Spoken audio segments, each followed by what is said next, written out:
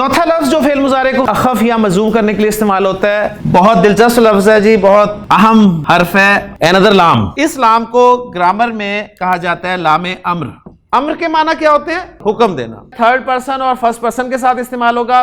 پہلی شرط، انڈائریکٹ حکم دینے کے لیے، درخواست کے لیے، مشورے کے لیے، سب کاموں کے لیے یہ لام امر استعمال ہوگا۔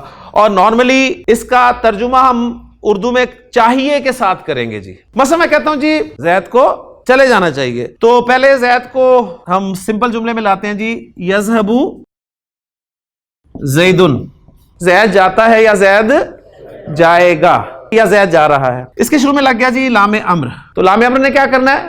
فعل مضارع کو اخف کرنا ہے۔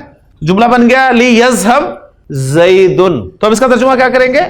زید کو چلے جانا چاہیے، مجھے قرآن پڑھنا چاہیے، میں پڑھتا ہوں، اقرأ القرآن، میں قرآن پڑھتا ہوں، میں قرآن پڑھ رہا ہوں، میں قرآن پڑھوں گا۔ اب لام امر کا استعمال آپ کرتے ہیں اس کے ساتھ، لی اقرأ، ساکن زیر لگی، لی اقرأ القرآن، مجھے قرآن پڑھنا چاہیے، ہمیں اللہ کی عبادت کرنی چاہیے۔ عبدہ یعبدو، اگر زبر آ جائے نا تو اس کو ٹرانسلیٹ کریں ذرا۔